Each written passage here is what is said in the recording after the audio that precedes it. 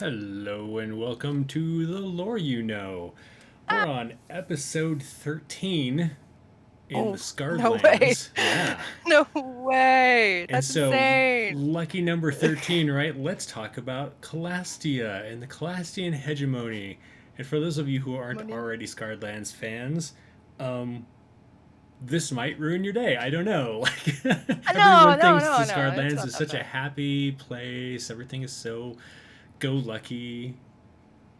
Hi Sarah, how's your I, day?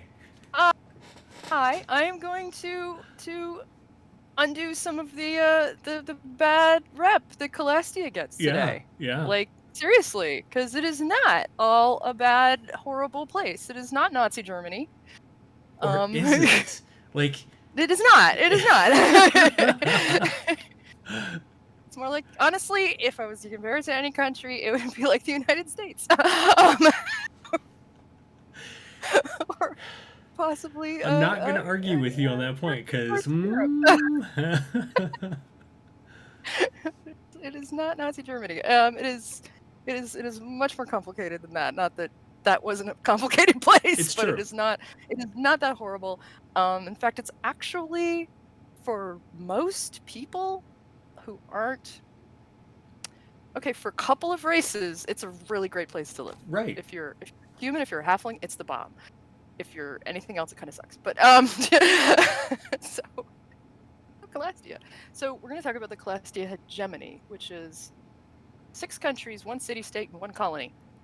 It's freaking huge. It's really not the biggest empire that Scarlands has ever seen by any means, but it is currently, I would argue, probably the arguably close to the biggest empire right now happening in IV 150. Yeah. You can make some, and certainly in Ghelspad, no question. Absolutely. No question. Yeah. No, that was There's that was some gonna places be my outside of point, but you Ghelspad beat you're me like, to it. geographically, is the Elves bigger or is the Dragonlands bigger? But I mean, Right. whatever, I'm not gonna go there. But certainly in Ghelspad, which is what we talk about most of the time when we talk about what we call new Scarred Lands. It's not a reboot exactly. Right. Yeah, it's Sort of a reboot. if you've just 'Cause joined Scarred in 5th edition, it's they picked it up in the same time frame as 3rd edition. yeah, Unlike like Forgotten Realms, they always move every edition moves forward so many years, and they didn't do that, but they made changes that I made changes. So I guess it's a make it reboot. seem like it rolled Yeah. forward some. Yeah, and as I've talked to the line lead, one of my efforts that I've been making is to, well, where practical, to maintain old lore in the new update, as much old lore as makes sense, and Yeah. we're throwing away a few things that are like, that's stupid, Blood Sea. No, it's not that large anymore. Just go away. But other things we are trying to maintain as much as possible. So as we talk about Calastia today, I'm basing most of this on the old materials, as I've done with most of these other talks. But some things in the new books may contradict a little bit of this. But honestly, after rereading some of this stuff, it doesn't really contradict that much, except for one significant area that we've talked about before, about the Slytherin. But in the most part, it doesn't. It's pretty consistent, which surprised me. I was waiting for the as I reread the old stuff and then read the new stuff at the end just to refresh, like, and this means we are at where, and I was just like, nope. Only Yeah. one thing was really different. So not bad. They've pretty much kept it the same. So as I said, it's countries, and city-state and a colony. The main country, and we're not just talking about Calastia here, the main country is Calastia, which is kind of where it all started. And it's called that before the war. There was an empire that covered most of Ghelspad called the Lydian Empire. You see a lot of references to it. The language that everybody speaks, Lydian, aka Lydian. I don't know. I blame Travis for Lydian. Yeah, first time I heard it called Lydian, but Lydian. Put the emphasis on the wrong syllable. Plains of Lyd are clearly named after Lydian Empire. So Lydian Empire covered most of Ghelspad and this southeast east section was called the province of Calas, Cala. And it was pretty much the region was known as that. And the population, as most of the southern areas, humans were of Elven descent, which was Empire of Elves, which was the empire that was here before the Lydian Empire, because there have been a billion empires in this region. And way before that, this region was under Asathi snake people rule, and there's some Asathi ruins here as well. And in there as well, the ancients ruled it for a while and all of that. So this changed hands a lot. And shortly before the war, the empire that kind of was trying to encompass Ghelspad was the Charduni dwarves from Termana, and they had conquered vast chunks of the area, certainly everything in the west and northwest. And they were going into this area. They didn't quite take the Calas province, mostly because the people ruling it at the time were like, "We'll just make a deal with you," and they were like, "Okay, we'll worship Chardoon too," and they were like, "Okay," and so they didn't kind of conquer them. They were like, "Okay, we'll just be allies," and that was fun because the Charduni worship Chardoon. No surprise, Chardoon literally took a bunch of dwarves and remade them to worship him as a bit of a servitor race. But the people of Calas, which were predominantly human, are not a servitor race, a mystery race. Were pretty much who was the major population there at the time. And after the war, the Charduni kind of buggered off because a bunch of them died during the war, and they had other things to do. And so the nobility, or would be the nobility in that region, the old Lydian nobles, kind of gathered together and started just staking down land and being like, "This is us." And one guy, like right away, kind of went, "I'm going to take this," and started claiming more and more land, and he became the first king of Calastia. And that was, I'm opening the book because I can't remember anybody's names, because who the hell can? This is a fun pronunciation. I'm gonna say Gudred, like, yeah. So he didn't rule very long. He was around during the war, so he wasn't like super young when he took over. But he was like, "Okay, we're gonna start figuring this out," and he basically declared Calastia a sovereign state.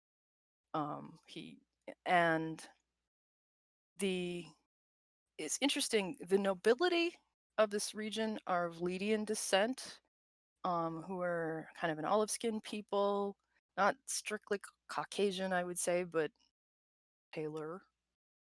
And but the majority of the other people who live in this region are of Elzen descent, which is slightly darker, not super dark, but browner and tall-ish. So there is that. So there's definitely that sort of dichotomy of like the nobility are definitely kind of paler than the common people, but there's a lot of mixing and stuff in that area as well. But um, so that was something that I think was kind of interesting there, that they sort of established that the Lydians were. I think that's where a lot of that impression comes in. It's interesting. Anyway, that's more a reflection of what we talked about last week.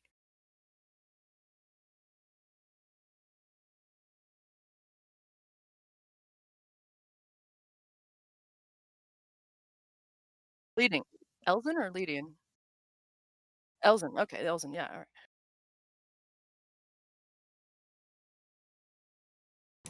It helps when I Okay, unmute myself for everyone else. So I'm going to back up and say my impression was that the at this time, um, essentially the Elzen Empire was expanding and contracting, expanding and contracting. Like they kept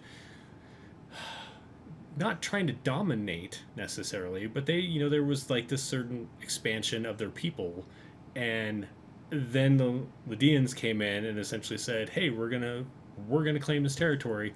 Y'all don't have to leave, but you're now citizens of this and not the Elven Empire." And I think they were okay Pretty with that. much. They were just like, all right. Well, and most commoners didn't give a crap Yeah. unless you made them like fight in a war or something. Exactly. So they were just like, except that they will give a crap in a minute as I go into the history, because these nobles don't necessarily do the best job at saying, Right. this is mine now. So he was king for a while. He died after he ruled for about 11 years. And then there was a bit of a mess. He only had one child, a daughter, and there was a bit of a sexism at the time. And they were like, no, it has to be a son. And so, but she was also like a kid. She was 8 years old. So they were like, she can't rule anyway. She's like a little kid. What do you expect? And there's a great picture of like this little girl and this big, scary gray-haired dude behind her. That's her. So she didn't really rule as Duke of Rofair, which is one of the duchies in Calastia now. At this point, basically, I will be her regent and I will rule. And the nobility all freaked out because they're like, how come you get to do it? And of course there was a bunch of mess, and it was like, well, just marry her off and her husband will rule. And of course this guy was like, 60, and that didn't make sense. So he basically invaded a bunch of people and took over and said, no, mine, and ruled for like 2 whole years. And that, because that didn't really work out. So he held her captive, then he had her killed, which was pretty awful. He basically cut her head off. The little girl, just really super sad. And I was like, this guy's pretty awful. This is a good date for, and I'm kind of glad he only ruled for 2 years. So the people weren't happy because this is very disruptive. It's like, we were supposed to have this queen and blah. And so the next person to really take over, and in my mind has really started what I would call the line of what eventually becomes Virduk's line, is King Vashith. He was really the first Chardon follower, and the first to really push that, and it's all his heirs that became the rulers of Calastia after that. So he took over because he frankly just had the chops to do it. He was he fought the Divine War. He was pretty badass. He knew what he was doing, and kind of understood the politics of the area pretty well. And people were like, okay, yeah, this guy doesn't suck, and he's not, killing 10-year-old kids for power. Although it's like he still wears his Chardon, so there you go.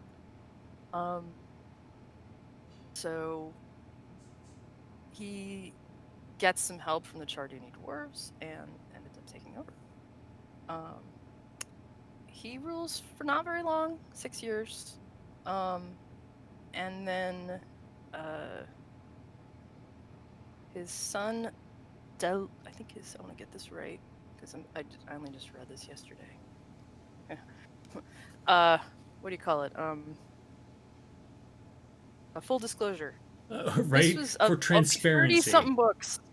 So yeah, transparency. Of the 30-something, 40 books, this is the only one I hadn't read. And it is a heavy. It's not like it's much thicker, but it is so text heavy that like reading through it is a bit like mind numbing. It was written by Justin Achilli. Achilli. See, I can't even pronounce real people's names. Never mind fake fantasy people names. He was a long time, or is, I assume he's still around.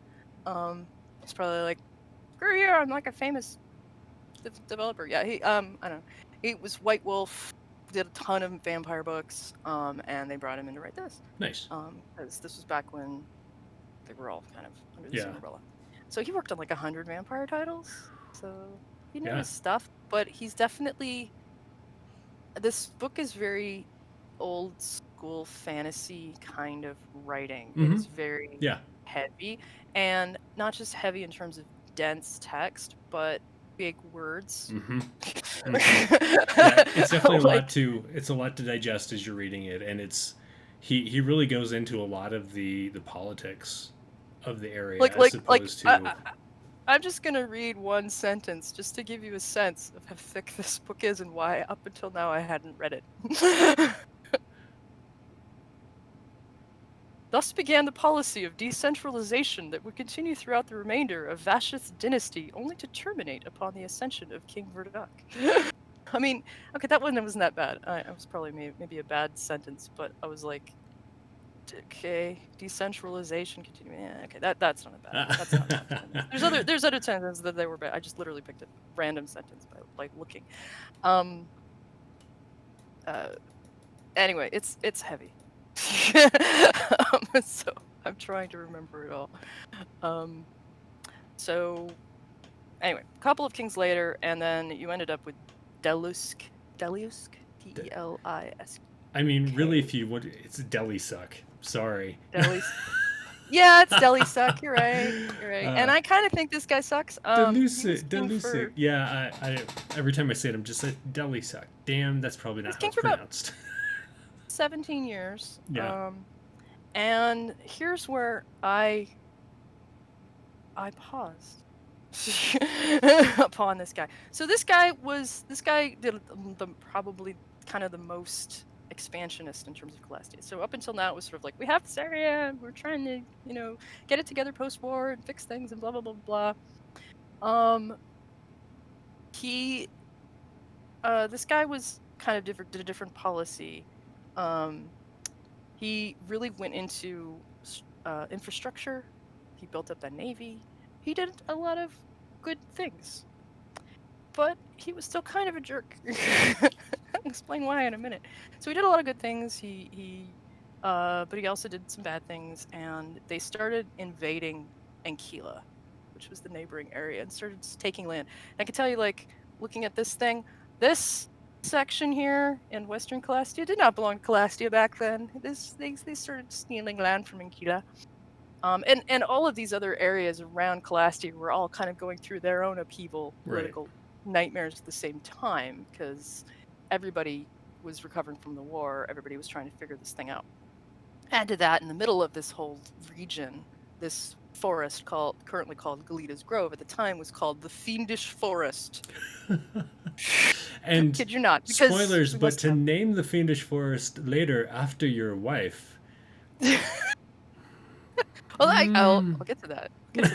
Spoilers, but it was sorry. the Fiendish Forest, and it was inhabited by, well, monsters, not necessarily devils or fiends, but certainly horrors and spider-eye goblins and hags and all sorts of nasty things. And Mormo left behind several traps and nasty shit in this forest.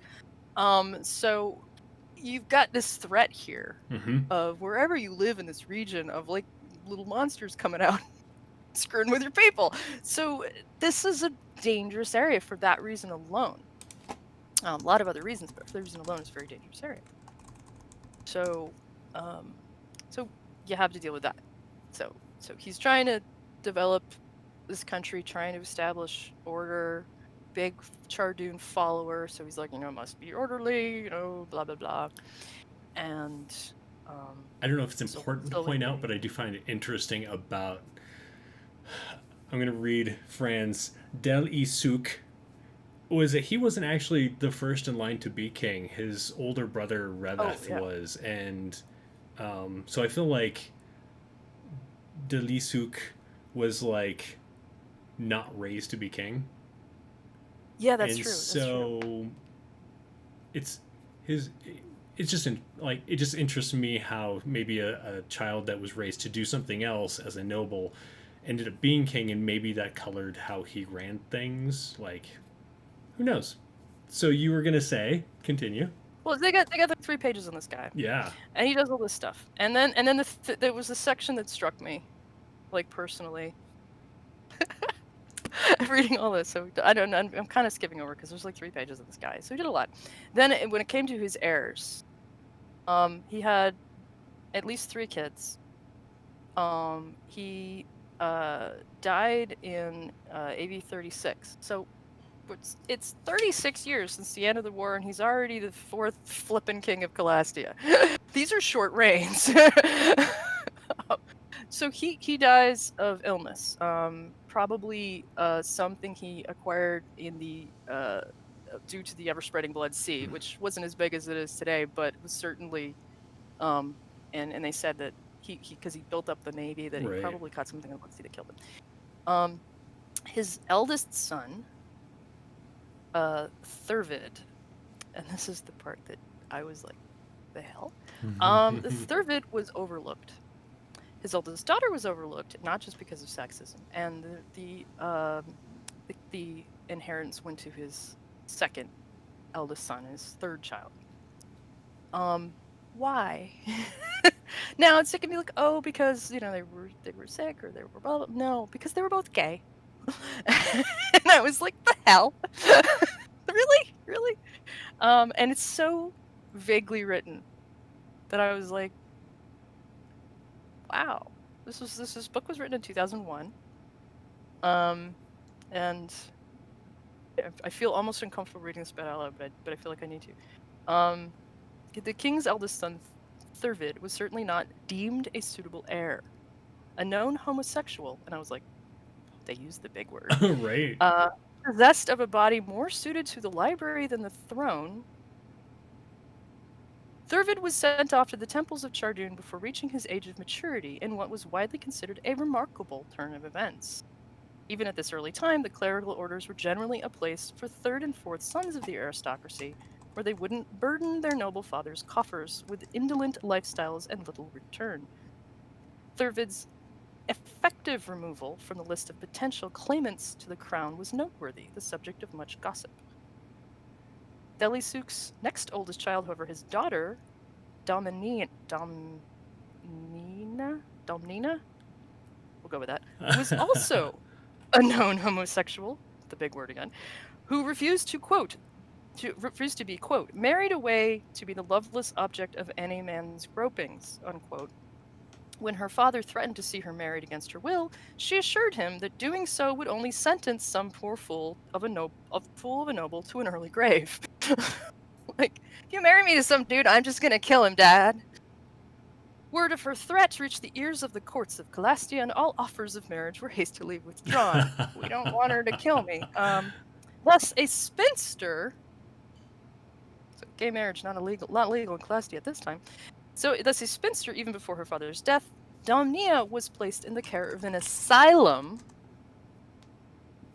before matter of this is where I was like, big words, buddy. Before the matter of primogeniture even arose. She vanishes completely from the history in the year of Deluxe's death, although it is worth noting that the asylum maintains no record either of her discharge or her mortality. A few whisper that she became a hag. Well, this is fun. Right. Who stalks the plains of Armanoff to this night. But this deserves mention only as a curiosity of the Calastian peasantry, who excel at concocting such ghost tales. So I've done read these two paragraphs. Right. I just have to.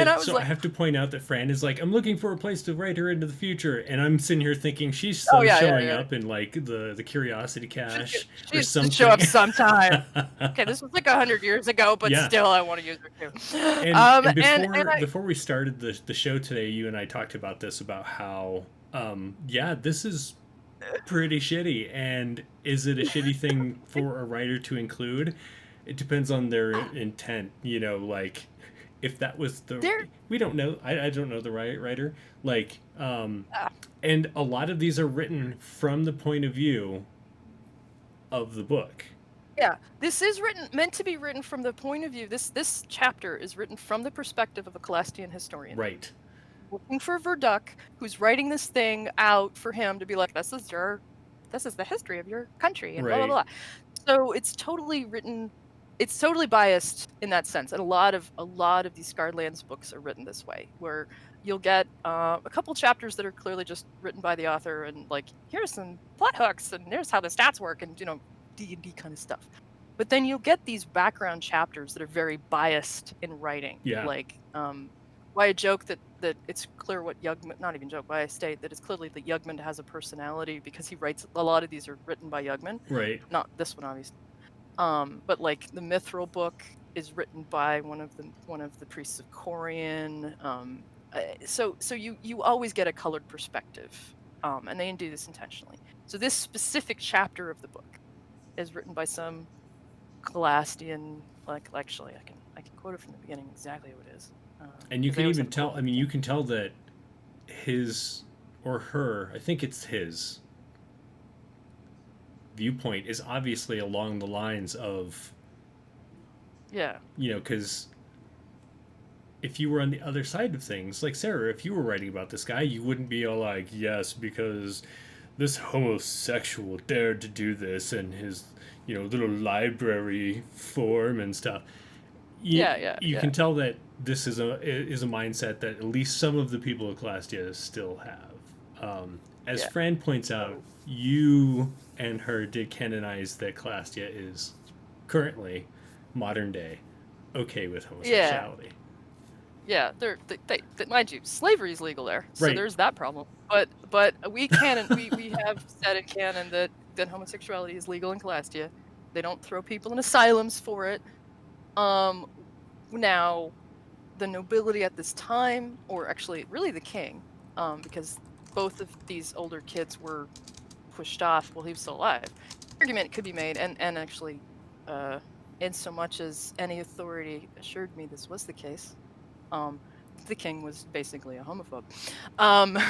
So, because I went to one of the sources for this. I didn't go to the guy who wrote it, but I went to the developer who ran the book, Joe Karkar, who I know is, can I say, would certainly not. He's very pro LGBT. He's part of the community, and he was young. He was in his 20s when he developed this. The writer was much older. He was been doing tabletop development writing for a really long time. So you've got basically a guy who's in charge of a guy who's way his senior and way more experience.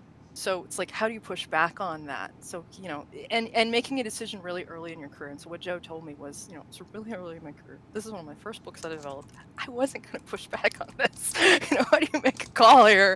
And I was like worried I was going to lose my job. So, I wasn't going to push back on that. It's like, okay, that's not too bad. It's like, it just disappoints me because it's one of the only references to anything LGBT/queer related in any of these early books. Yeah. And it's like, oh, and the gay lesbian goes to an asylum. Right. Yeah. So it's really cringy for me. In chat, Fran pointed out that, you got to have kids as the king or queen. And that is true. There have been a lot of fictional stories where essentially if you're not pumping out kids, then you can't be the ruling family, because who's gonna pick up your mantle? Because of course it has to be your son, or whatever. She could have gotten a sperm donor and been like, I don't know, the whole I'm gonna stab someone in the face, it would have been easier for right. the first son to figure it out. Be like, just marry this person, have a baby, and you can be whoever you want to be after that. You're right. I don't know, a better solution. I don't know if there was a good solution. Yeah. I don't think there is this would have been ideal. The good solution would have been not to have written this in the first place, but in my opinion, let's do something interesting when we're making up our fiction of this line, because every one of these going to the next king, they made it interesting. They're like, okay, this guy died in battle, this guy, blah blah blah. There was the thing where the older brother died and the younger brother had to figure it. So there's always something interesting. So okay, we're gonna add something interesting here, and I'm just like, did you really have to do this though? This sort of sucks. So that's my opinion anyway. I do like while I personally don't agree with the politics or the concept, it does open up a lot of options for a heroic party who doesn't agree with these things to go in and, if they were playing during that time frame, help the daughter. Or even nowadays, I so am trying to figure out what to do with this lost princess. Yeah. Oh, it's so fun. Even except the crap history is still, you can play off it as a DM trying to spin good things. I think why it bothers me is most of the negatives, even those from the perspective of a bad guy, most of the negatives are twisted in a way to be like, this is negative. So I'll get to it a little bit later when we talk about imperial expansion. Is that in general they don't make it sound like the Calastia nobility are good guys. You know, at no point are you really on their side. Right. And as they're doing a lot of these things, it's like, yeah, this is an example of bad behavior, and it's described in such a way, even from the perspective of this. Even in the intro here, this scholar who wrote this for Virduk says, I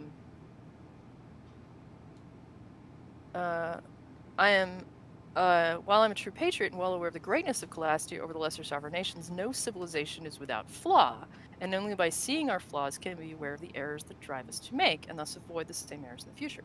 So he's all like, I'm sorry, Virduk, your history's a bit squicky. Just so you know, please don't cut my head off. You know? Right. And that's like kind of the excuse for the author to be like, not all of this is good, you know. But then again, like, none of it is. I mean, you know, Virduk himself he's lawful evil, you know, by that. But it just bothered me because most of the other examples of kind of negative things are explicitly, yeah, this is a bad thing, Right. and this one isn't. And I think that's why it bothers me so much, Yeah. because it's just sort of this thing that happens in the background, and it's like, really? Okay, that sucks. But anyway, moving on. I think I've spent too much time talking about this issue because it affected me personally. His third kid takes the throne. And then we get to Rail, and what does he do that's interesting? Who's younger, and again, didn't really necessarily expect it. But what's his big thing? He was big on more of conquering, as I recall. Lots of fighting, lots of battle, and more expansion of Calastia. And a lot of this history, as I said before, Calastia and Keela are at war a lot during as Calastia is sort of taking over. And then it's around this time the next king, Virduk's father, takes over. Corlos, and there's many years, lots of campaigning, and I'm glossing over like 3 more pages of this book. Exaggerating. Corlos takes over, who's Frail's son, oldest son. Nothing funky there. Frail died in battle, meeting the warrior's death. And Corlos, instead of like going back to the front where his father died and kind of finishing that fight, stays in the capital and just lets his father's generals resolve that. And the generals are like, we're gonna retreat and hold what we got and not lose what we got so far, which was probably a really smart thing, because then Corlos didn't die in battle like his dad, and they could sort of cement their holdings. And he went back in and went back to building infrastructure and then expanding in other areas and getting more involved in politics. And more in terms of policy and less in terms of expansion, which I think it's interesting because it was kind of that feeling of every other king, like one would expand, one would infrastructure, one would expand, one would infrastructure, except for Virduk, who manages to do both. But it's certainly that sense is in the 30 odd years that he's king. It's more about policy and infrastructure than conquering until kind of the end. Because he does send out, they develop an interest in a colony in Termana during Corlos's reign. Is they're Termana, a whole continent away, half an ocean away, across the Blood Sea to get there, and so difficult to arrive to, and they don't have like easy magic to get there. You know, adventurers can just use teleport, you know. So they don't have that yet. There's none of that's established. This is 3.0 canon, so teleportation circle isn't a thing either. Right. And also in the canon rules, in even in 5th edition, you cannot easily teleport across the Blood Sea. There are actually in-game rules that even when you normally wouldn't have a mishap chance, like with teleportation circle or greater teleport, you still have a mishap chance if you're crossing the Blood Sea, because it's sort of it's because it's friggy, basically. Yeah. So it is not easy to get to Termana. People mostly use boats. It's either a very expensive, risky teleport, or you're using a boat. Frankly, how long it takes to get there, I don't want to get into that. At least open for debate. Open for debate. A month, I'd say. I mean, in terms of technology. Okay, whole nother conversation. Anyway, we can talk about that later. We'll talk about the Blood Sea. But he establishes basically a foothold in Termana for trading, and a bunch of missionaries, Charduni missionaries, or Chardunite, Charduni's the race, that's confusing. Chardun worshipping missionaries show up in Termana and start basically establishing like a church there, and they find some humans who are like, who are you guys? And they just sort of like, we're just gonna set up a place here. But not a whole heck of a lot is done until Virduk takes over. So Carlos is getting older. Virduk is getting arrogant and arrogant's the right word. Ambitious. This was the wrong word. Ambitious. Very, very ambitious. He's in his like mid-20s, and he's basically like, I'm tired of waiting. And he stabs his father in the neck. And kills him. And there he is, the man himself, King Virduk. Virduk. He's so happy looking. Yes. So he basically is like, this is mine now. And nobody really argued with this point.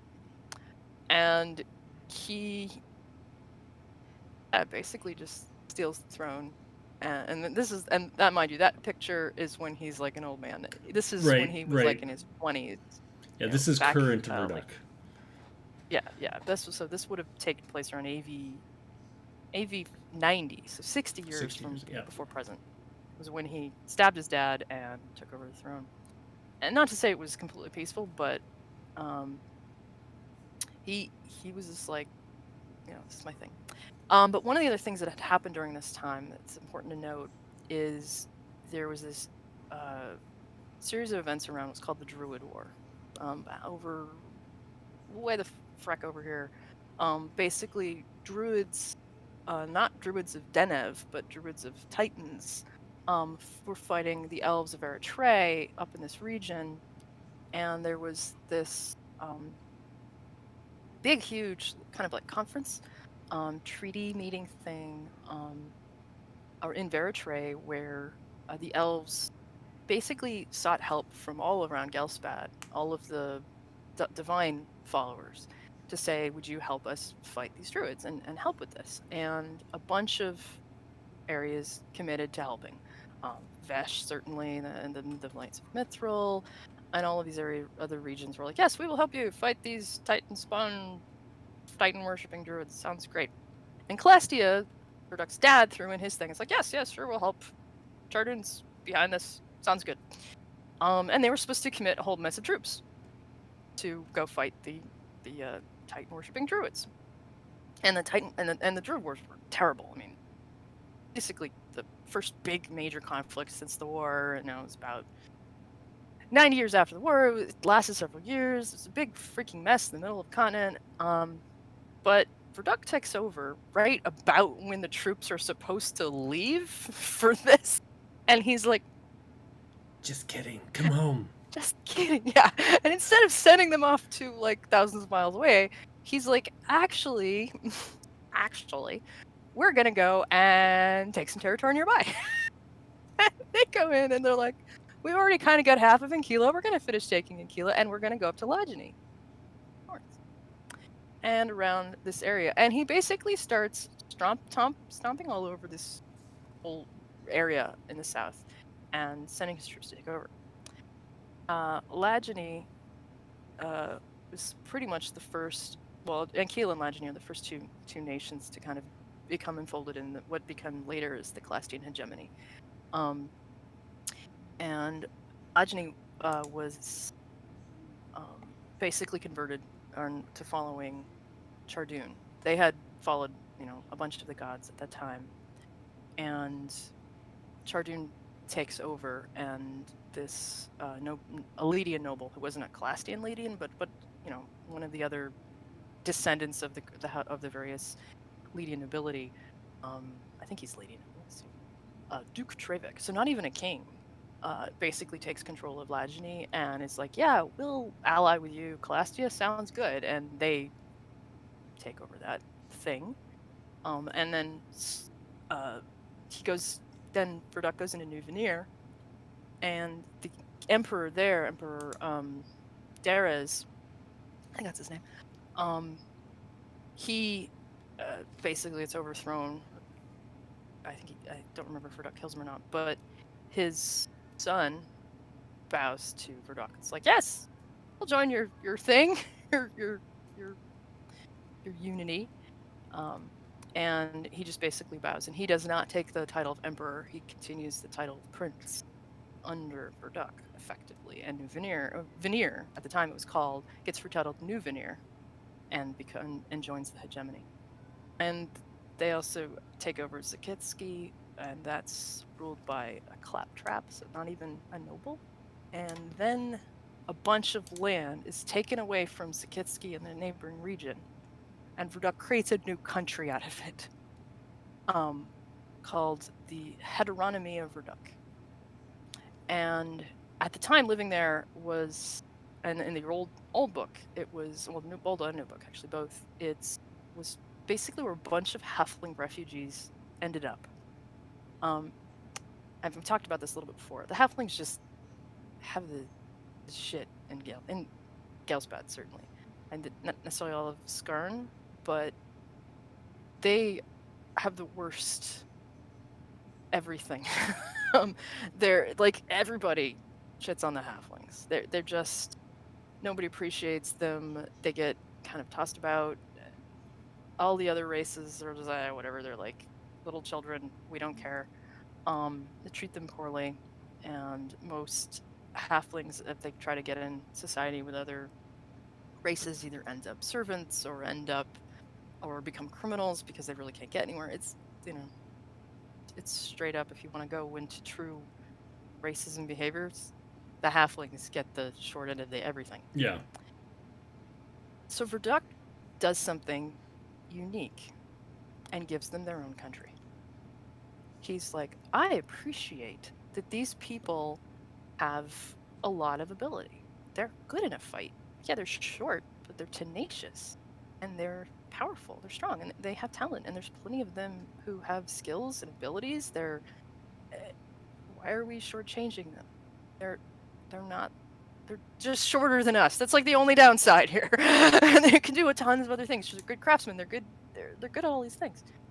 So he recognizes that and establishes this country. And as I said, there were already a bunch of Halflings living there. There used to be a Halfling community / country in what is now the Haggard Hills, but the Haggard Hills were basically just destroyed outright during the war, so nothing can grow there. And as the survivor, well, they wouldn't have survived it. It happened during the Cataclysm, but prior to the Cataclysm, they were basically fleeing from that area.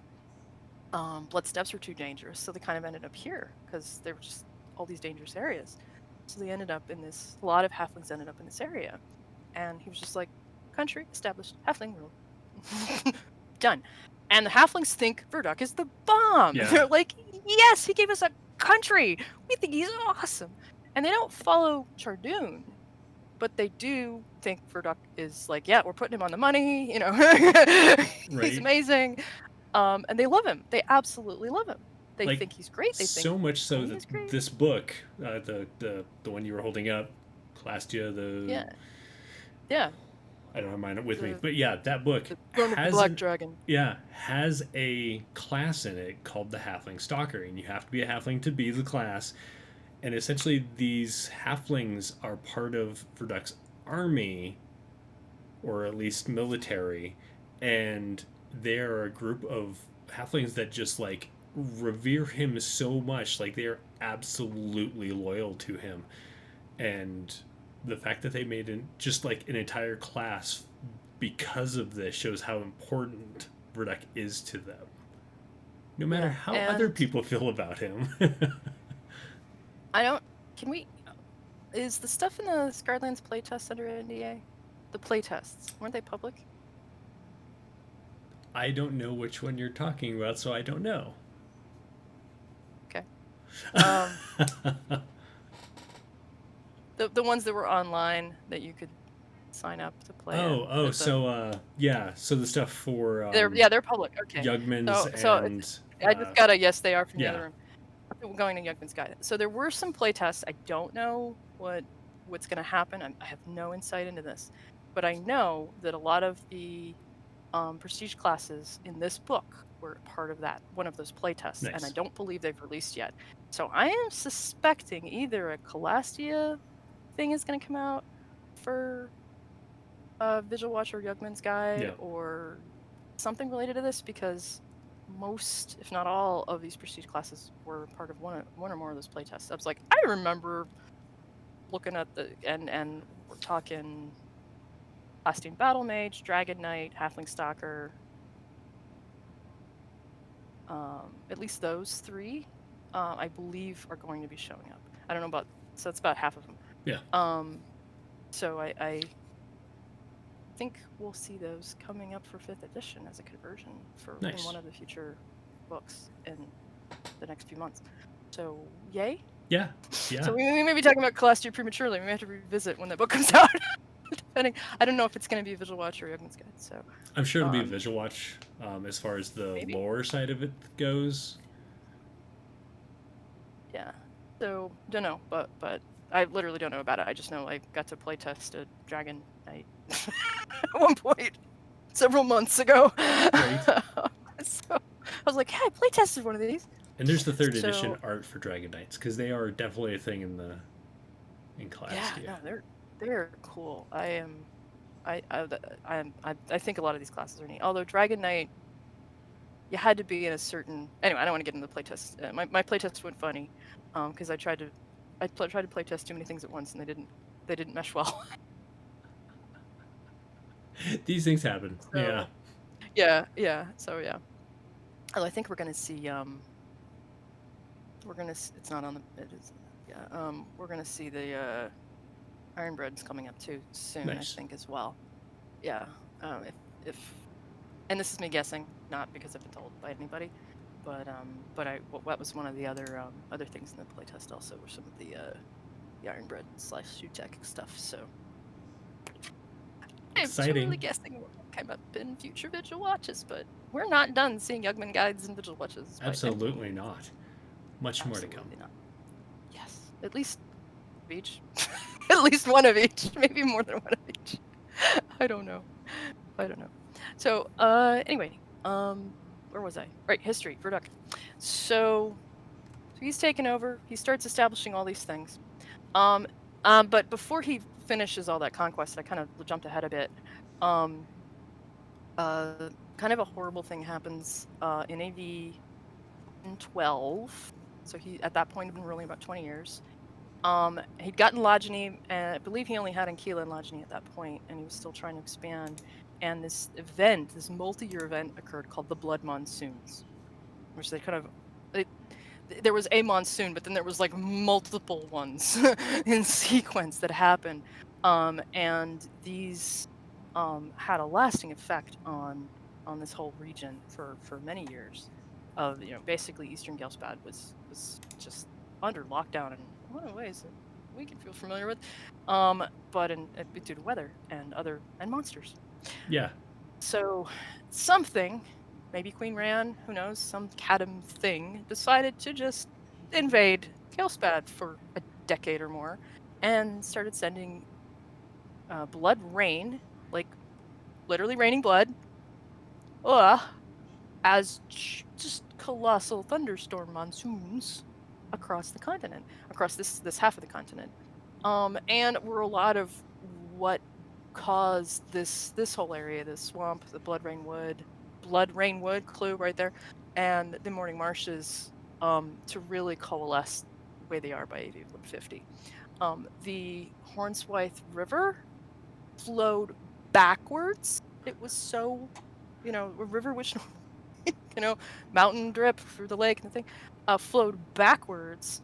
And this, which was used to be like where they took the rock out that they threw Catam in, a blood basin was just a small lake, becomes this massive thing because the water flowed backwards. So it was really bad. Yeah. And like I said, this took place across like a good decade. And the other thing that happened was because there was like, is it just weather? Is it just weather? And then monsters started coming out of the ocean.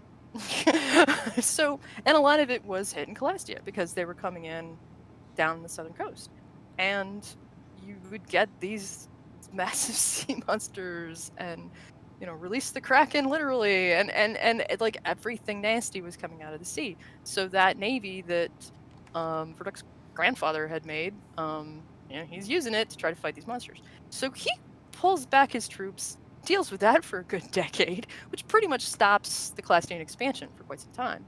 And basically the rest of the East Coast is just dealing with this for this good decade. And then eventually this flying island thing, flying fortress shows up, that they later called Skykeep. It comes out of maybe nowhere, Termana maybe, we don't know where it came from, somewhere, flies over the Blood Sea, does something awesome, Blood Monsoons stop, and it crashes up near Bridge City. Whole nother plot there. So there's basically, Skykeep Ruins is this cool, like, flying city that crashed into the Skeldar Mountains. Great place to run a game of, like, let's go explore the Skykeep Ruins. Who knows what's up there now? Right. So La Puta basically rescues them from the Blood Monsoon. It's a Miyazaki movie. Don't worry about it. Flying Island. Oh well, not Flying Island. Flying Keep. Flying Castle. Not Castle in the Sky. Flying Island's a whole different other thing. So that happens. So Blood Monsoon ends. Virduk is like, we don't have to fight sea monsters anymore? Okay, let's go back to our conquering business. And then finally. It's conquering, yep. So by the end, he has, as I said, 6 countries. He also conquered what you don't see on my crap map. This isn't a crap map, it's a really nice map, but what you don't see on my map that cut off the corner here is there was also a city-state, Roak, which is one of the last areas to fall. I think of it as Calastia's Hong Kong. Like, There you are. They basically, they were this Manawi worshipping sea god. They worship the sea goddess. And Kili or Manawi, one of the two. I don't remember. I think Manawi. I think it was Manawi. And basically, Virduk is like, it's mine now, and their nobility buggers off and goes all the way to the other side of the continent, all the way down here to Fang, and founds Fang's Fall. So that was like 20, 30 years ago. And Virduk kind of takes over. But the people there aren't really happy about it. And it's kind of a mix. Some people are happy about it, some people are not. One of the things he does is very much kind of a conquering colonial kind of vibe, where he's like, I'll give you the resources to go move to our colony in Termana if you basically say good things about me and are okay with me. And they're like, okay, we will.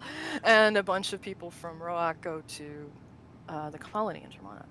And going back to Termana, that's like I said, the very last most recent area that Calastia has taken over. So Calastian Empire, yes, across 2 continents. Feels familiar. Feels very European. During that era, they set up a colony in north central Termana, and it's time of Virduk's father. It's just this little kind of not much going on. Virduk is like, no, we're going to actually establish some roots there and make it cool. So they build this really nice relatively modern city there. Try to expand beyond that, but funding kind of dries up as Virduk is starts channeling his funding to some other projects. But they initially they do really, really well, and then in recent years not quite as well. It's also an incredibly dangerous area, as it sits right across the bay, I guess you Yeah. want to call it, the inlet, is a Blood Bayou, which is an insanely dangerous place. And on the other side, there's the Elven and Elven kingdoms who aren't really that happy that or initially weren't very happy about this. But this was a land that wasn't, well, it was being used at the time, so saying it wasn't being used is a complete lie. But it wasn't being used by the elves at the time. So put that caveat in.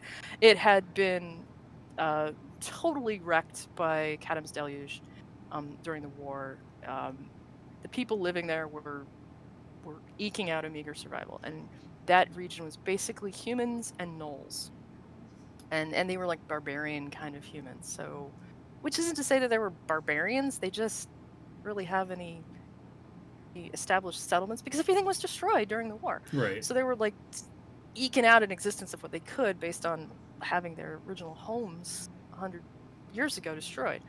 Virduk shows up with his missionaries. Well, not Virduk personally, but Virduk sends his missionaries out there, and they're like, we have these native barbarians here to teach the ways of the gods. And they're like, what? No, we had a civilization. It just got trashed.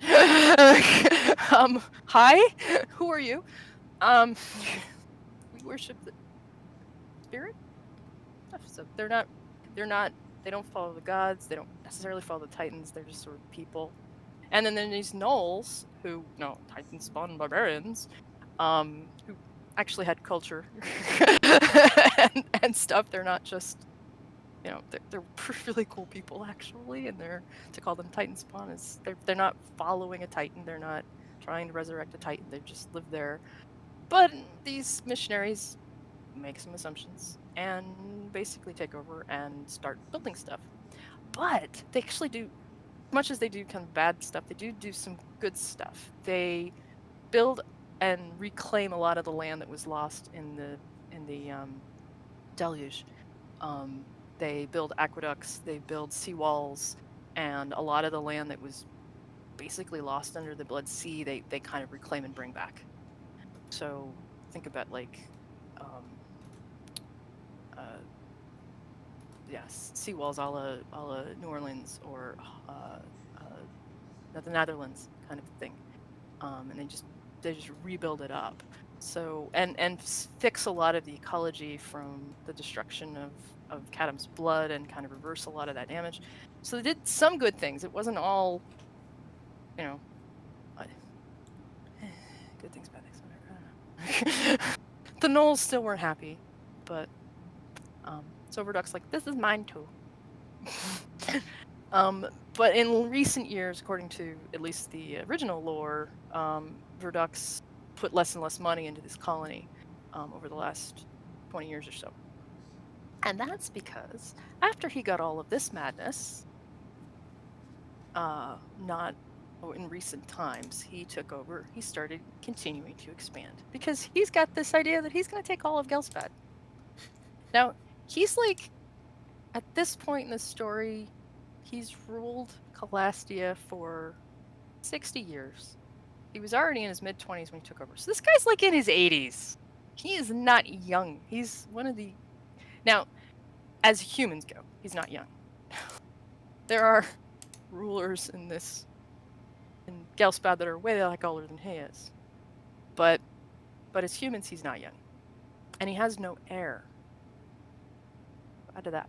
Anyway, so he takes over Irontooth Pass, pretty much, which used to belong to the Dwarves of Barok-Torn, and is the major trade route between Vesh and the north to the south. Basically, if you're coming down from here, you would go down Ardwin's Tier, go down to Barok-Torn, from Barok-Torn go through Irontooth Pass to get to Lagny and New Veneer. The altered way would be to take the Annie River. The Annie River is a heck of a lot more dangerous. and you're also going the wrong direction. So pretty easy coming south, harder going north because you're going against the direction of the river. So they took over Iron-Tooth Pass. Tough to cross that now. So if you're allied with the Calastians, pretty easy. And now they're starting to trying to conquer Durover, which is this cute little country tucked in between the Keldar Mountains and the Bloodrain Woods and the Corian's Cleft. Corian's Cleft. Which was made when Corian, like, seriously, not exaggerating, made when Corian dropped his sword and trying to attack, presumably it was Gulthaga? Not 100% on whether it was Gulthaga or not, but in one of the battles of the war, he made that with his massive sword because gods. Right. So that happened. So Durover is sitting here, and they're pretty peaceful, groovy people. And then the Calastians are like, "Ours! You're right next to us. We want you to." So Calastians have been trying to take over them for the last so many years. So that's kind of the current state today. So Virduk channels money and forces away from Virduk's promise, his colony in Termana, to fight dwarves of Borak Torn and the citizens of Durover. And also various forces from the north, because they're concerned about this invasion, and or allies with some of these people have sent in help. So Durover in particular, Vesh has sent in some help for them, and Borak Torn has gotten support in recent years from various northern nations, although the dwarves tend to be pretty... They don't like asking for help, so you don't get a lot of, like... Yeah, and we talked about the dwarves already, so... why Virduk is so interested in this? How spoilery can I go? Sure. Should I go into one of my headcanons? So I mentioned a little bit about Virduk's looking for immortality. Or not immortality, but he's getting old. So one of the things he's looking for is an heir and or immortality. I didn't say this, but I'm saying it now. So he's 80-something years old. And he knows his human years go. He's getting old, he's getting frail. So he's in dire need of continuing on. At minimum, he wants an heir, but he's also worried about getting an heir because, he stabbed his dad in the neck. Who's to say his kid isn't going to stab him in the neck? Because that's the thing. And he's had many wives. None of them have given him an heir so far. Maybe not their problem, but whatever. And you can't give me an heir, I did you. So a while ago, he met this sorceress, very powerful sorceress, from Albadia, which is, we haven't talked about them yet much. They're way the heck up north. Tall, very, very, very pale people. Blonde, Nordic-esque looking. Meets this sorceress, and falls in love. And she's like, a quarter his age, but that's okay. Fertile, and she's a Galita. And they fall in love, and she's like, "Yes, I will give you an heir, and I will give you power, and maybe we can work on this immortality thing because I'm a powerful sorceress." So there's that. And they marry, and he annexes the Fiendish Forest, gives it to her as a wedding gift, and it is redubbed Galita's Grove. Which is really ridiculous because it's obviously not a grove. It's massive. Right. Why is it... Huh? I said right, as far as the size. So...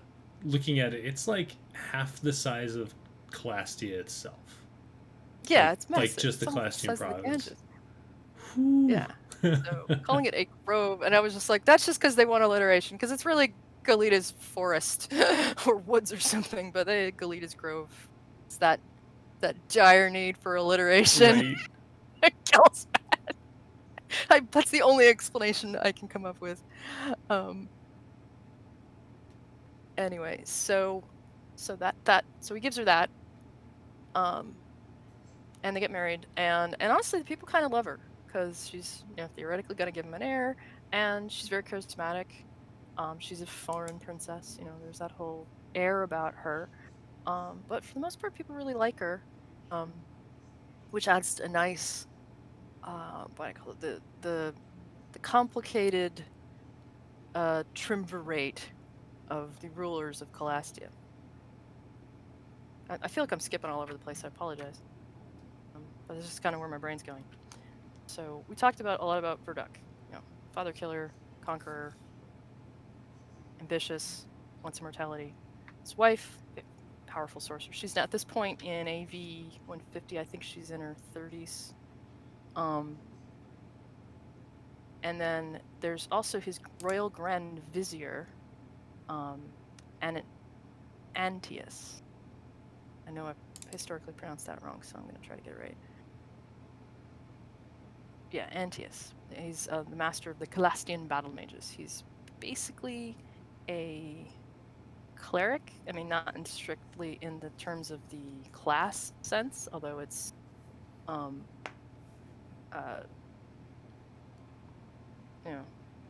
knows? But he's a devotee of Chardoon. He's a wizard and Calastian battle mage. He's basically a wizard fighter in terms of class, but he's incredibly devoted to Chardoon and incredibly devoted to Virduk. He was Virduk's advisor when Virduk was younger and was totally behind Virduk stabbing his dad. Or at least seemed to be behind Virduk. Didn't complain when it happened in any way, and has supported Virduk in all of his things. So he's been behind the throne for this whole thing. And you figure at this point, if Virduk is in his mid 80s, this guy's got to be in his ancient. Yeah. Magic. Pushing 90s, Right. 100. I mean, he's got to be really old. But he's got the wizard vibe, and wizards just tend to live longer anyway because of magic. So who knows what he's doing for lengthening his life. So this guy's not young. I mean, he wasn't that much older than Virduk, but he was his advisor growing up. He was sort of like his, not his nanny by any means, but his sort of tutor when he was young. So I just picture, 25-year-old Virduk going, I'm going to stab my dad in the neck, and 30-year-old Anteus going, okay, let's do that. Right? Yeah.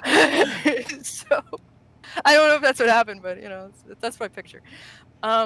And so when Virduk falls for Galita, Anteus is like, oh goody. I mean, he's like, yes, good, yes, make baby, this is good.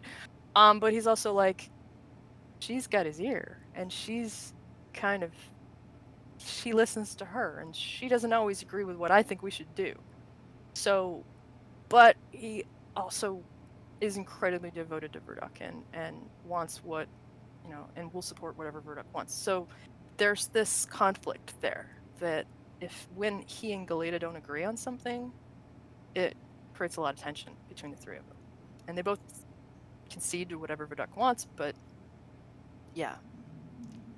There's also some implication that Galita has her own motives for things. What? Which is way super secret. So I'm going, as I mentioned before, going into spoiler country. And the influences that are on Virduk are not always straight up Chardoon stuff, I would say. Because there's two things that we've gleaned from the text. One, Galita herself. Galita, while Albadian, is according to deep spoiler country lore, half Albadian, half hag. I.e., her mother and her mother's lineage are followers of Mormo, the Titan, and the Snake Titan. And so they have their own mega motive. In Galita's grove, and there's a reason she wanted this forest, even though she might not even consciously know it, and it's not clear from the text whether she knows this or not. In Galita's grove, there's lots of nasty stuff in the grove that you can run a whole campaign in this one forest because there's all sorts of monsters and whatnot. But in the heart of the forest, there's this location called Mormo's Womb, which is this weird magical thing. I'm just gonna leave it at that. This weird, large magical MacGuffin that basically creates life. So if you put something in it, it'll create, like I throw in a tooth, it'll make a tooth monster. I throw in a claw, it'll make a claw. It's like the monster. I world's don't know. worst wishing well. Yeah, yeah. It's not a well though. It's like kind of an amorphous blobby thing in the middle of the Right. woods. And according to this lore, Virduk and Anteus and like I always say Anteus, it's Anteus, went there and saw it once, and they were like, "Don't go there. That is fucked up." But It's you like, have to no wonder go.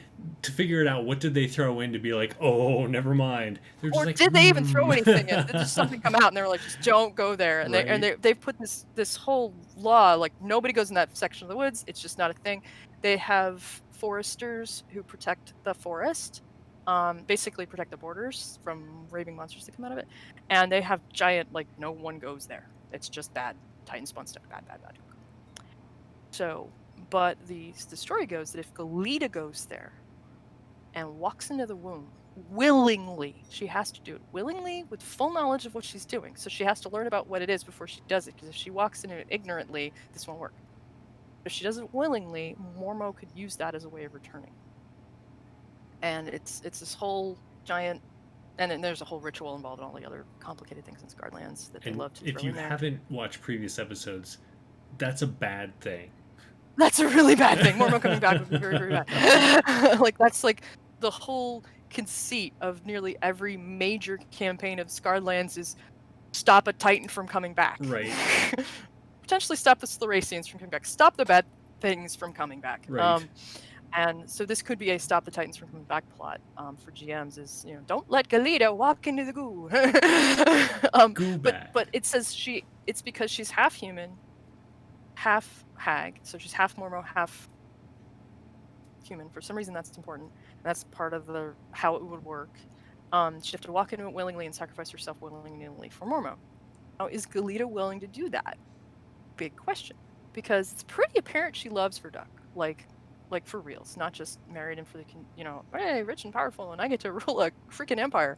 But she does seem to care about him because he's very charismatic, and his people do love him. He's apparently got a great personality. I don't know, but people love him. And she wants to give him an heir. Now, if she has a baby, that baby's quarter hag. That baby could be influenced by Mormo, or maybe the baby could walk into the goo and turn into horrible Mormo. I don't know. So there's a whole plot there. Now, if she has a baby, would it be Virduk's? Because if Virduk's already gone through half a dozen wives before her, is it the wife's fault he hasn't had a kid, or maybe his fault he hasn't had a kid? And Probably that one, but whatever works for your campaign. I don't know. And they've been married for quite a while, and she's not had a kid yet. So, but he also hasn't offed her like all the other wives who disappointed him or gotten rid of her or whatever. It doesn't stipulate what he did to his wives who failed him, but I assume it wasn't good. Yeah, they were retired. Yeah, it wasn't clear if he killed them or divorced them or right. just kicked them out.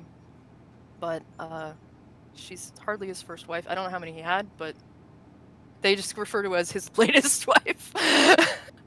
And she's the third his age. So, and they've been married. When did they get married? It was several years ago. So he's at age. Actually, they say he's 70. He's 70s, and he's been. No, that doesn't map. That he would have been 10 when he stabbed his father in the neck. Maybe he was 10 when he stabbed his father in the neck. Maybe I'm totally off on that age. I guess he was 10 when he stabbed his father in the neck. Never mind, I thought he was in his mid-20s. So, yeah, so he's really young. Okay, there's that. Oh, that's Slee Anteus standing behind Unroll him. Everything I said before. Right? He's only 10. So Anteus was like, yes, stab your father in the neck. Yeah. Anyway, so Anteus must have been the young tutor. He might have been only like 20. Okay. Yeah. At age 70, retains substantial combat skills. So his character sheet says he's 70. So my bad. Okay, that was ambitious. 10 years old. Okay. He knew what he wanted, and he went for it. Well, yeah, this was also written in 2001. So who knows? So there was all that. Mass murder. That's right. Now I go to my other, and this goes into more headcanon for me. But there's this other in one of the other books. I don't remember which book it was. I think it was might have been in one of the creature collections. But there's this one other influence on Virduk. There's this thing called a Slorasian muse. They look like a statue of a head, and there's presumably there's one for each major sentient species made by the Slorasians during their empire. So there wouldn't be a Slytherin one because the species didn't exist at the time, or a Manticore one, but there would be for humans and elves and dwarves and halflings and gnolls, presumably, and anything else, any other sentient species that certainly a Sathi, all of the various species were made. There's one that makes an appearance in the Forsaken trilogy that talks about Vladoin's story, and he gets entangled up in one of these stupid things. Well, it's rumored that Virduk has the human one, has the human muse, and the Slorasian muse have mysterious motives. Not really. The Slorasian muse are trying to bring the Slorasians back. I mean, it just makes sense. Right. Now, how they go about it is mysterious motives, because they go about it in this really roundabout, nonsensical way of, it's not direct. It's not like saying, like, open that gate over there, it'll bring back, it's not some simple thing. It's these roundabout, really complicated things, and they feed on your ambition, and they give you advice, and they know all these things, and they give you power, and it could very well explain a lot of Virduk's success, is if he had this head basically talking to him, going, say this to that noble, it'll help you, and giving him constant advice, that it could explain just even why he's so charismatic and everybody loves him, is because of the influence of this muse. Now, my headcanon goes that, why is he so interested in Baruk Torn? Why is he putting so much effort at the sacrifice of the colony, at the sacrifice of Western expansion, at potentially the sacrifice of Kits, saying, we're done with you, because Kitski is getting more influenced by Shelzar, less control, they're getting a little bit more freedom, and putting everything he's got into taking Baruk Torn. Why? And we know that under Baruk Torn is a dimensional gate that they were going to use to defeat Churn, that the Jundali elves want to use to fix their god, and that the dwarves are like, nope, ours, no one can use it.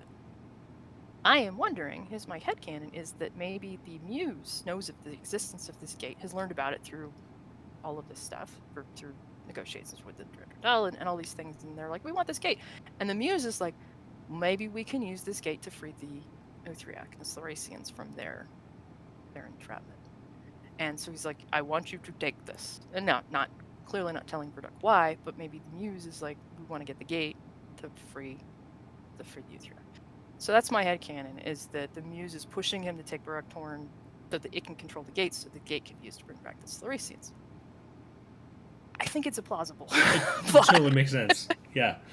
Yeah, I think it just makes sense. It's like, why would this muse be interested? Now, is the muse actually exist in 5E and new Scarlands? It hasn't been mentioned yet, but we haven't really gone into details about any of this yet. And Slorasians are being delayed, I would say. Like, when are we going to bring... The Slorasians have not officially been mentioned. They're mentioned in the SLPG. It's not like they're... And we publish in the Slorasian Vault. It's not that they don't exist, but to what capacity are they going to be involved? I don't know yet. But I'm certainly like, hey, this is a cool plot point if you want to throw this into your campaign. Yeah, other spoilers. When I ran my Scarred Lands campaign, this was totally a thing. That they went and had to deal with that. And I did play the Siege of Baruk Torn as part of my campaign, which was fun. Major, big, huge battles. And I think there's a lot there.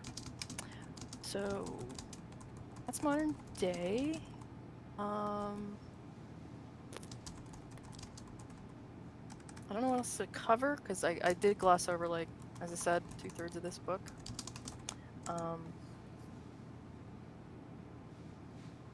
I can certainly say more about some other specifics, but I don't know what would be interesting. Let's see what I snagged images of just to see if there's anything. Any questions in the chat?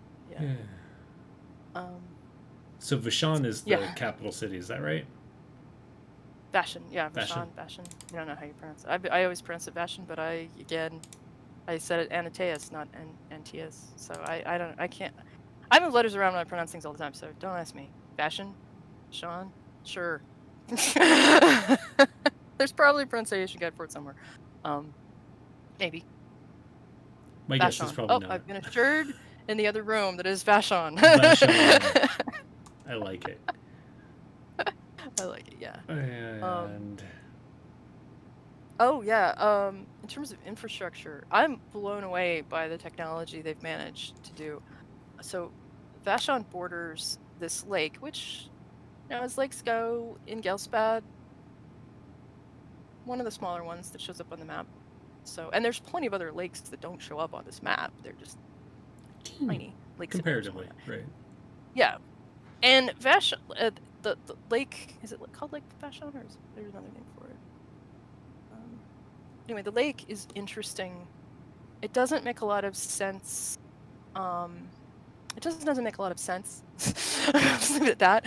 In terms of a natural lake, because it's the Eni River flows south, and it branches here, and all this country going through Lagini, Galetas Grove, and into Calastia is like basically downward sloping toward the ocean. The Keldar Mountains, high cliffs, and presumably there could be some smaller rivers that just don't show up in the map that lead into the lake as well, but the main river that goes in there is this branch. I don't know if it's still called the Eni at this point, or if this is, I think it's still the Eni at this point, and this is a different other tributary. But the river branches here, which is the opposite of what rivers usually do. They usually join into one big river instead of branching into two smaller rivers, so there's that one weird thing. And it ends at a lake with no obvious outlet, which doesn't make sense, because if it overflowed, was it just going to flood? I mean, what happens here? Now, it's the portable hole at the bottom that's all just draining. Well, there kind of is. It's not a portable hole, but they don't know how deep this lake is. They actually have not been able to measure it, and there's a lot of lore involved. It's like it's really deep. It may go into the quote Underdark.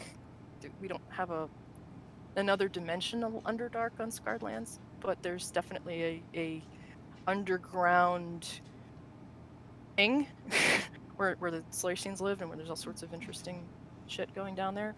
And there's been certainly sightings of various weird monsters, Titan spawn or other, that have come out of that lake. Not super common, but enough that people, like, every once in a while people on that lake disappeared. It's Lake Placid. Giant crocodiles. No. It's not like dangerous. It's like a very uncommon occurrence, but it happens. Guardlands is a dangerous place. My thought is probably the outlet is underground, and maybe just goes directly underground into the blossoming sea. Yeah. Maybe. Or goes underground into subterranean. Who knows what's inside? Because this is really the only explanation, because lakes don't work that way. But also the lake is at least somewhat artificial. Whether it was created by the gods during the war, or created by the gods in an altruistic way, it's also been modified by the Calastians. It's the reservoir. They have built massive aqueducts out of that lake for fertilizing the farmlands of that whole region. They have stone roads. They have pretty high technology. Think some of the stuff that the Romans built in their time. In terms of tech level, and I've actually talked to Travis about this a little bit. Vashon is definitely one of the higher tech level areas of Ghelspad, in terms of what they can do when you combine magic with engineering and all of that. It's pretty cool shit down there. I do like their. Pardon me, my dog is going to bark. Uh, I do enjoy lore books that include architecture of the areas because otherwise you're just kind of like left either coming up with on your own or you just genericize everything. And Yeah. both Vashon and Rahok have like these images with them that just have these really cool like not pyramids and not domed buildings. They're I don't even know how to explain them, but they're on the screen. And so, and then in Brahok, they have Yeah. these tall buildings that are have these like very flowing structures carved into them, and I just thought the whole area is just such a neat visualization. And so, talking about the infrastructure and the things that they've technologically reached, I feel like their buildings do have that as well. Like I don't feel like Shelzar, who isn't necessarily super technological, has skyscrapers, whereas they do here. Yeah, yeah, these massive things. And they're also, even in Virduk's Promise, in the colony, well, most of the colony is kind of, not really well developed. The city, the capital city of the colony is. And in the Termana book, which is this one that we have not, got a lot of glare there, which we've not dived into yet, one of the locations, and basically there's one city that they built before, the funding dried up, called Dragonport, because Virduk is the black dragon, and that's a symbol, and there's that whole thing. And it's actually pretty high tech. They have an engineering college there that is purported to be the premier school of engineering, arguably in the world. Certainly, and which implies at least in Termana and Ghelspad, because most people don't know of the world beyond those two continents. Sure, right. Like, there's more to the world? Yes, there is. You just don't know where, because there's the Lost Dragonlands. That's all, and people are, and there's 2 more continents that aren't even talked about. But whenever they say the world, I was like, Termana and Ghelspad, because no one knows about it. But so, but suffice it to say, even to be the top engineering school amongst those 2 continents is pretty freaking impressive, given what we're dealing with here. Specifically engineering, though, not in terms of scholarliness or magic or anything like that, but still in this, kind of shitty colony. in the jungles, of Termana. Right. Well, that's not the jungly part of Termana, but in the and certainly in the wastelands of Termana. So it's kind of interesting, and that they've put that much into it. Now, will this continue to new Scarlands 5e? I don't know, but as I said, the way I look at it is, I don't contradict old lore until old lore is contradicted, and I still even try to resolve old lore new as much as possible to explain differences as much as we can. Yeah. Oh yeah, I skipped over that. Remember I said there was one major difference, and I think we talked about this before, so this isn't a surprise. The heteronomy of Virduk, he gives the halflings. In the original lore, he moved it's described in the Ghelspad book. He moved in a bunch of half orcs as well, because he had a bunch of half orc refugees and half orcs he wasn't sure what to do with Virduk, and they moved them to live with the halflings. And there was kind of a lot of tension there, and like that. How do they work together and stuff there. Half orcs, while they haven't been eliminated in new lore, have certainly been, the population has been reduced significantly until recently, and now you can have a half orc, half anything. But that's like super, like, this year recent. Like, I'm a half orc, half iron bread, half orc, half horse. Yes, okay. Half orc, half halfling. Word orc. God. Anyway, in the weeds. It's recent, so I don't know how that's worked. But in the new lore, as a way of introducing the Slytherin S race, right? As a way of introducing the rat folk, they've said a lot of refugees who've redeemed rat folk, who've like, fingered up at the Titans and said, yes, gods, they're good, and we're done with that, and we'll worship the gods, have come out of the Morning Marshes, or wherever they were, because as we talked about before, not all of the rat folk came from the Morning Marshes, and have found them, and Virduk is like, hey, I'll make a home for you with these halflings. Here, rat folk, you can live in this new country we've established after we kicked out all the Zakitskians, which apparently they did. So in the new lore, it's halflings and the Slytherin, the rat folk. And it's described in the new lore that they get along really well because they're both species that have, been dumped on, that everybody thinks are like lesser and terrible, so they're strong allies. I don't have any problems with that. I kind of miss the half orc thing as well. In my own way I run it is all three exist, but the half orc population is just a lot smaller than it was in the original lore, and the Slytherin are very new, or like they've only been around for like maybe a decade instead of decades. And honestly, they really would have only been around for like a decade anyway, because Slytherin leaving those areas and being welcome is a very recent thing in general. So I like that. And you can, like, if you're playing a Slytherin, you can be like, I'm a Slytherin from Calastia. And it makes the Calastians kind of interesting, because the Calastians are described as mostly humans, and they really, and this is both old lore and new, are described as pretty much not liking any other race except the halflings. Yeah, they don't like elves.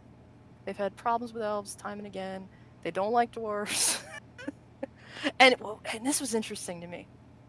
So, specifically, the dwarves. I think I have to go back to. Specifically, the dwarves. They're like, okay, we're fighting the dwarves.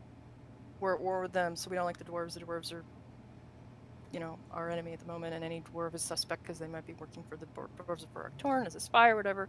So that kind of makes sense.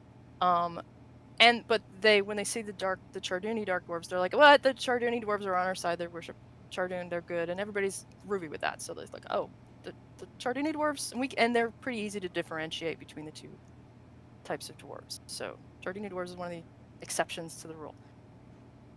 The elves are interesting because they don't really have good reason to hate the elves so much. Like, why do you guys hate the elves so much? They've created an alliance with the Drundali in their invasion of Virduk, so they have some Drundali diplomats who've showed up, but the Drundali are so isolationary, there's not a lot of them around. But pretty much all the other elves, they're like, meh, we don't want anything to do with you. Half elves they're fine with. Half elves are welcome. They're treated almost as equals. But the elves, they're weird and snooty, and we don't have anything to do with them. And why? And the reasoning to me isn't really clear. Like, what did the elves do to them? They're so bitter? I don't know. And they make a differentiation both for the Forsaken. Oh, that's why. It's because of the colony. The colony is right on the border of the Forsaken Elf Kingdom, and the Forsaken Elves were like, we don't want you to build here, and they're like, yeah, and so they have a different disagreement with that. Not actively at war, but certainly politically at odds. That doesn't explain why they have issues with the Ganges Elves, which is a completely different nation. They're all the same. They're all the same, I guess, and they can't differentiate very well between the elves, and they don't really recognize a Drundali elf as being different than a Ganges elf or Forsaken elf. They all seem to kind of be like one of those elves, the tall and pointy with the ears, or tall with the pointy ears, pointy with the pointy ears. So there's that. So yeah, so elves aren't really welcome. So it's interesting. It's like halflings great, half elves great, half orcs/orcs okay. So it's confusing whether that's the case or not. Rat folk okay. And then the other races like the Asath, and they don't even know what to do with them. Like, what do we say? So the population in the old lore is something like 60-70% human, 20-30% halfling, with a little bit of other thrown in most of the region, and certainly Calastia, and all the Calastian areas. So it's interesting. But way at the beginning of this thing, I said Calastia is not evil. It's actually a good place to live for the most part. Now I have to explain that. So I realize I haven't explained that yet. Why do I say that? It's like I'm talking about conquering nation, and they're grabbing people, and there's colonialism, and there's racism, and there's all these other things. How are they not horrible? How is this not a horrible place to live? Why is this not Nazi Germany? Well, they're not gassing people, but why is this not a horrible evil empire? Why is this, why aren't they horrible people? The nobility are horrible people. I am not trying to even attempt to make the case that the nobility aren't horrible people. They are. The people are good people. The people, as a rule, are not lawful evil. It's not a lawful evil society. It's a lawful evil government in a fairly neutral good society. Faith in Calastia is not only, while Chardoon is the state government, Chardoon is not the only god worshipped and not the only god accepted in Calastia. And this I found really fascinating, and this I think was one of the earlier books published. They only talk about the big 8 gods. There's no mention of Arias or Manawi or any of those until you read in terms of any Calastian lore. I actually wondered if it came up before the guest here, but I don't think so. They only make note of there being 8 gods. In fact, these islands to the south are known as the gifts of the gods, and there's presumably 1 island for each god. And they're like, but there's way more than 8 islands, so we don't understand. More than 8 gods, guys. Right. And then there's also many references to the god Trelu, who's the god of like knowledge, and not knowledge, but of like architecture and stuff. So there is at least 1 demigod mentioned in this book. So I'm just like, so it's like, I think one of the writer of chapter 3 doesn't know there's more than 8 gods, I guess. Like, I don't mean the writer as in the person who wrote the book. I mean the perspective of, as we talked about earlier. Right. So state government's Chardoon, but also accepted worship as groovy. As we have churches, we're fine with this. You could do what you want. Are Madriel, Hadrada, and Denев. Denев to a really less degree, but Hadrada and Madriel are considered totally groovy for the common people. Yeah. There's open worship. It's all fine. It's farmers, but what I found the most interesting, I'm going off a little bit. I found the most interesting is so we've got people, there's clerics of Hadrada who are all there like, here's the law, and particularly in places like in Kila, where super popular, very lawful areas.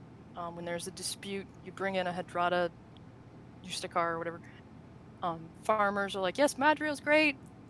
And she is, honestly, I think. But they like follow her for farming. They're like, Madriel, bless our crops. And there's some Denев druids mucking about, on the down low.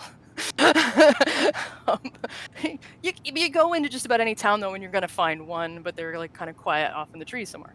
But they're not persecuted. They're not like, there's nothing against them. The other gods, none of the other gods are really welcome.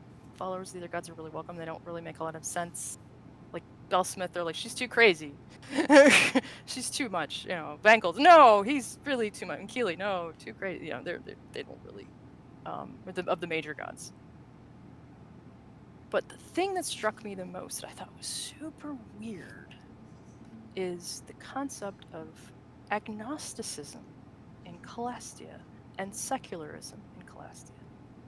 Most Calastian citizens are secular, not religious, which blew my brains when I read this. Because you think of Calastia and you think of the nobility, who are just like, Chardoon, big churches to Chardoon, and these exist, totally exist. And they've got missionaries going out there praising the name of Chardoon. But the common people are agnostic. They're not to say they don't believe in the gods. everybody believes in the gods. There's evidence of this. There's no question of that. Right. But they kind of, they pray out of habit, and they pray wrong. And I have to explain what I mean by this. So, in at least 3x D&D lore, gods have a sphere of influence. So gods have kind of, each god has it's pantheon-y. Each god has their thing. It's not monolithic, it's pantheon-y. So each god has sort of the thing they control. And while some gods overlap, both Chardoon and Corian overlap in war, they still have their niche. And if you go outside their niche, they really can't do much for you. So if you pray to Chardoon for good crops, you're really not going to be able to help you because it's not in his sphere. There's a whole demigod in charge of crops. You pray to her, and she's barely even heard of in Calastia. So what does that mean? People pray, and their prayers aren't answered. They start to becoming agnostic. They're like, oh, well, my prayers don't answer anyway, and I pray out of habit because that's what you do, because you certainly don't want to piss off a god, because they're super powerful, but it's more out of a habit than out of expectation, because they're praying wrong. Praying to the wrong god. So if you pray to Madriel to help me in battle, she's not going to help you in battle. If you pray to Madriel to help me heal this person, she'll totally be behind you. So it's and there's nobody out there to go, you're praying wrong. So like they pray for like carry on the soul to the next life. That would be to Namorga, right? Or maybe Belsamith. They're praying to Chardoon. It's not his thing. He can't really do anything to help. If you're really important, he might put in a good word to Namorga for you. But I just feel like they're in the break room, and Chardoon is just like, I am tired of taking your messages here. Yeah, maybe. And it's actually a conceit that I've been doing in our novels, to be like, if you pray in the wrong way, the wrong god's gonna hear it. And the odds of them passing on your message is like, and I've said this before, is like, if you pray to Madriel at night or Belsamith during the day, it's gonna go to the wrong god. So you pray to Madriel at night, Belsamith's gonna get it, and she's gonna be like, wrong number, and vice versa. Yeah, and Madriel probably passes on the messages. Like Belsamith, I got more of your night, your daytime. Right. And Belsamith is like, great, that's great. I'm just converting your followers. Okay, bye-bye. Yeah. I know. I have no idea, but if you pray wrong, they never pick up the line. So presumably a cleric knows how to do it correctly, but your Joe Schmo farmer, your merchant, your soldier, never necessarily gonna work. So Chardoon has a lot of power amongst the nobility and the army because they're praying to him correctly. Right. Help me fight in battle. Here you go. That's my thing, or one of my things. But bless my crops. Super interesting. I thought it was super interesting. I was like, this is kind of neat. Yeah. And actually, and when I read that, I had this like striking moment, because our main character in Vigilant is agnostic in many ways. He's like, yeah, of course the gods exist, but he prays out of habit, but he doesn't necessarily think his prayers are ever going to get answered, because they never do. Probably because he's praying wrong. Right. It's like, how do you? Yeah. So there's that. There's kind of that. I think that's kind of interesting. Anyway, did I cover everything? I have no idea if I covered everything. I've covered a lot. There is definitely a lot to Calastia, and like you said, evil empire, people not so evil, and the people, like you said, there are colleges.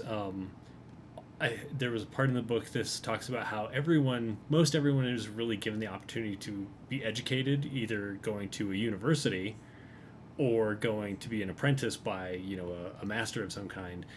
Whereas a lot of the other good civilizations can't even provide that for their people, and their people are starving, or they're homeless, or they're poor and destitute, and all these things. And Calastia is like pretty solid. Like it supports its people. No one's really. There are those who are outcasts based on race or whatever, but they're not a the actual citizens are very well taken care of. And so I feel like if you are in a Calastian, you don't feel that badly about Virduk. Slavery is legal. What's that? But slavery is legal. But Correct. slavery is interesting because you're not enslaved because of your species or your ethnicity or anything like that. There's nothing like that. Basically, slaves are people who, okay, some people are just like, we found this dude and we turned him into slave because they're, horrible people and they're just being a jerk. A lot of slaves are people who were conquered as prisoners. But the majority of them were people who were criminals. And in lieu of, dastardly crime, they just kill you. But in terms of moderate crime, they just indenture you. Right. And it is possible to buy your way out of slavery and to become free. It's not easy. It's horrible. And the treatment of slavery is not very good. I'm not saying there's anything good here. And it's completely government supported. And there's a lot of underlying badness here.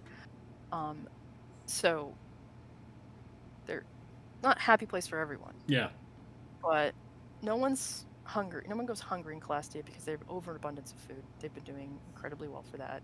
They have the infrastructure. They have roads. They have water. They have the clerics who, keep diseases under control. They have the army that keeps the Titan spawn monsters under control.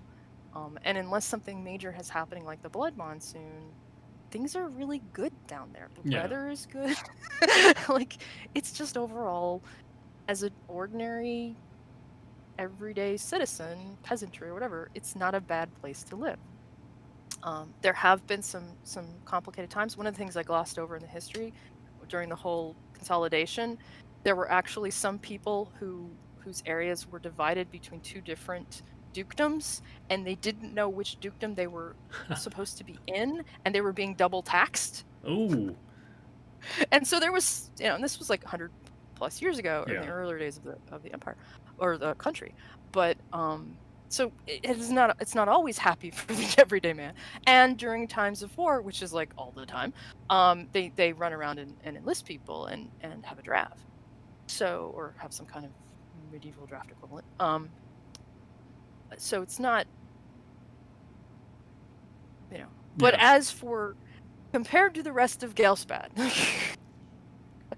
it's pretty good. Yeah. Yeah, because Calastia doesn't really have famines. It doesn't really have those kinds of things. And their laws are so rigid that as long as you obey the law, but they're not specifically kind of persecuting people here. I don't know, it's complicated. But as long as you obey the law, they don't, do bad things. So a lot of people like it because you don't have, rampaging monsters across the land like you have in other places. It's more peaceful. So I think it's great. I haven't actually run a campaign in Calastia, which is I kind of feel remiss about. Because, it's one of the areas I haven't there's a reason I hadn't read the book. I hadn't really touched this region. I ran most of my campaigns in Mithril Vesh, or some of the central, Ganges, all these other areas. And Shelzar, I've done a hell of a lot in Shelzar. I keep coming back to Shelzar. It's just a great place, but I haven't really done much with Calastia. Although book 2 takes place in New Veneer, so I could talk a lot about New Veneer, and I haven't today, because a lot of that's new lore that is going to come out with that.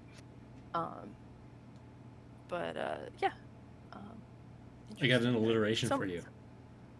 It's the conundrum of Calastia. Yeah, I love that. Conundrum of Calastia. Because alliteration, right?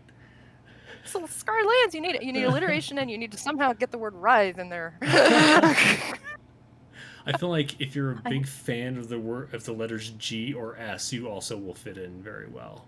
And M. Don't forget. Yeah, M. Well, yes, it's getting away from the traditional fantasy of overuse of Z, X, and V. that is true. That is true.